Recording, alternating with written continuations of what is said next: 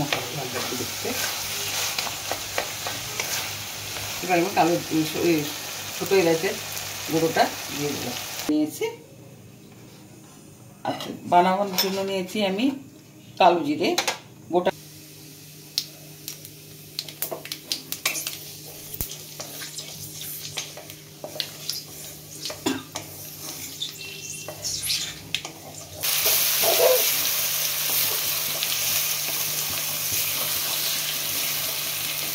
এইভাবে আলু পেঁয়াজ ভেজে নিতে হবে।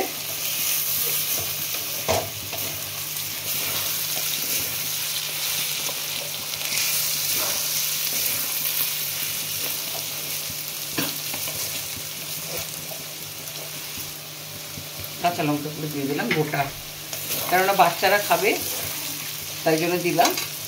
তরকারিটা তো সেদ্ধ হয়ে যাবে, কাঁচা লঙ্কা আপনারা যে যার মতো মাখিয়েও নিতে পারেন।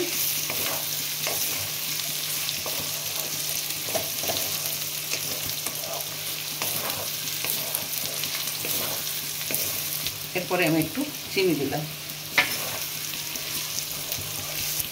আমি একটা জিনিস দেখাচ্ছি, দেখুন আলুটা পুরো সেদ্ধ হয়ে গেছে, আলুটা একবার সেদ্ধ হয়ে গেছে। এবারে একটু জল দেবো।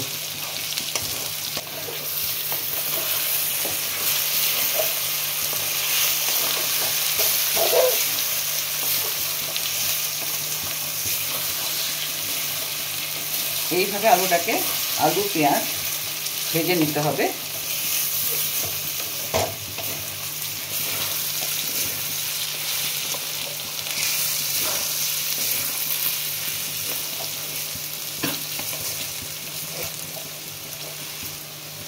কাঁচা লঙ্কা করে দিয়ে দিলাম গোটা, কেননা বাচ্চারা খাবে তাই জন্য দিলাম। তরকারিটা তো সেদ্ধ হয়ে যাবে, কাঁচা লঙ্কা আপনারা যে যার মতো মাখিয়েও নিতে পারেন।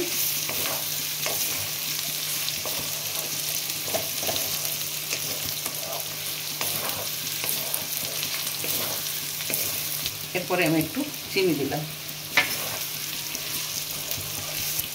আমি একটা জিনিস দেখাচ্ছি, দেখুন আলুটা পুরো সেদ্ধ হয়ে গেছে, আলুটা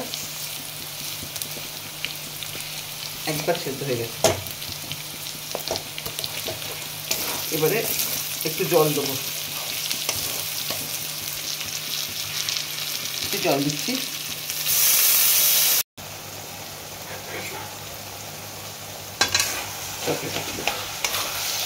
তরকারিটা হয়ে গেছে, জাস্ট খুন্তিতে একটু ম্যাশ করে নেবো, তাহলে তরকারিটা মাখো মাখো ভালো লাগবে দেখতে। এবার আমি কালো ছোটো এলাচের গুঁড়োটা দিয়ে দিলাম।